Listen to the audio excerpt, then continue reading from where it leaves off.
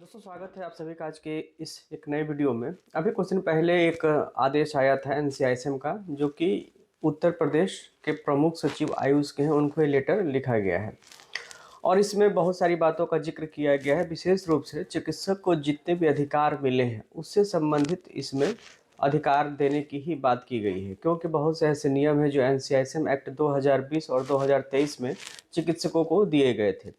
तो जैसा कि आप सबको पता है कि जो स्वास्थ्य है ये राज्य का अधिकार है और समय समय पर जो केंद्र सरकार दिशा निर्देश जारी करती है, राज्य सरकार को भी उन सभी दिशा निर्देशों को अपने यहाँ लागू करना होता है और जब लागू होते हैं तभी पूर्ण तरीके से माना जाता है कि आपको ये सारे अधिकार दिए गए हैं। तो ऐसे ही जो 2020 और 2023 में जो एनसीआईएसएम का एक्ट जारी किया गया था, उसमें जो आयुर्वेद के चिकित्सक हैं या जो भी आयुष के चिकित्सक हैं उनको बहुत सारे अधिकार दिए गए थे, लेकिन उस जितने भी रूल्स रेगुलेशंस बनाए गए थे एक्ट में, वो अब तक यूपी में लागू नहीं हुए हैं। तो इसी वजह से एक लेटर आया है जो कि प्रमुख सचिव आयुष को लिखा गया है एनसीआईएसएम के द्वारा कि जितने भी एक्ट में संशोधन किए गए थे उन सबको जो है इसमें लागू किया जाए प्रदेश में।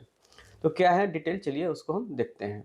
तो ये है वो लेटर जो कि 11 फरवरी 2026 को लिखा गया है और ये प्रमुख सचिव आयुष विभाग उत्तर प्रदेश शासन को लिखा गया है।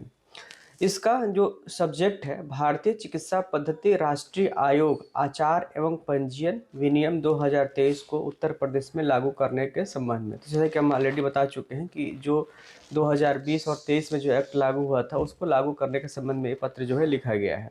इस पत्र में बहुत सारे पॉइंट्स को कोट किया गया है। पहले हम देख लेते हैं कौन कौन से पॉइंट्स हैं।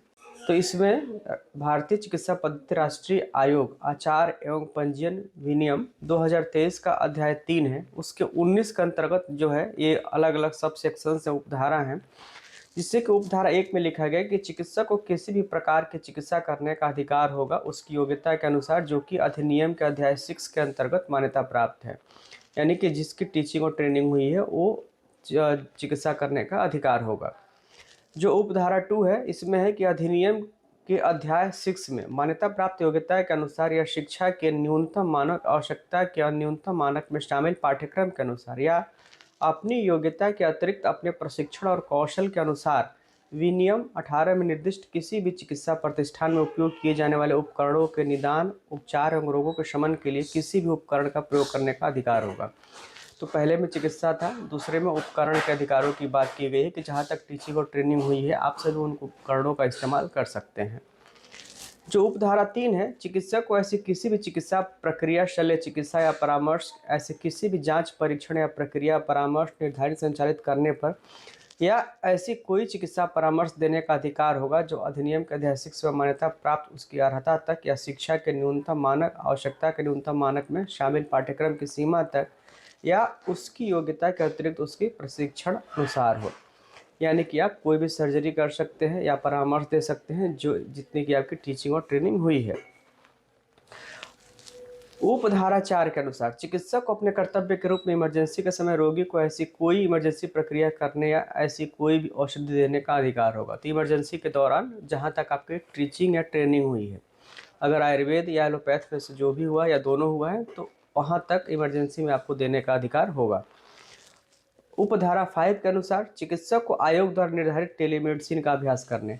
तो इसमें टेलीमेडिसिन है, यानी कि आपको अधिकार मिला है कि जो भी इसके लिए गाइडलाइंस बनाई गई हैं उसका पालन करते हुए आप टेलीमेडिसिन के लिए आप अथराइज्ड हैं।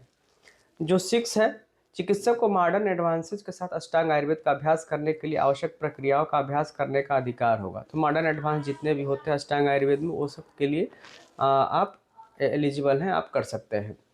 जो उपधारा 7 है, यह विनिमय किसी भी प्रकार से संबंधित राज्य सरकार और केंद्र सरकार द्वारा प्रदान किए गए चिकित्सक के मौजूदा अधिकारों को प्रभावित नहीं करेगा।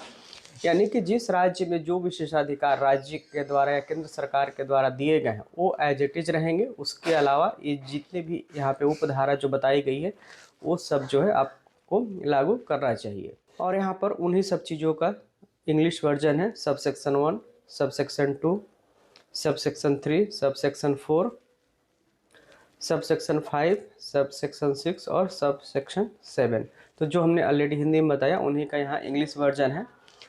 अतः आपसे अनुरोध है कि उत्तर प्रदेश राज्य में भारतीय चिकित्सा प्रणाली के अधिकारों एवं विशेषाधिकारों की रक्षा के लिए भारतीय चिकित्सा पद्धति राष्ट्रीय आयोग अधिनियम 2020 एवं भारतीय चिकित्सा पद्धति राष्ट्रीय आयोग आचार एवं पंजीयन विनियम 2023 को लागू करने का कष्ट करें। तो जैसा कि इन्होंने जो लेटर लिखा है, इस एक्ट में जो 20 और 23 में है, तो जितने भी इसमें अधिकार दिए गए हैं, सबसेक्शंस दिए गए हैं, इनको उत्तर प्रदेश में लागू करने के लिए निर्देश दिए गए हैं।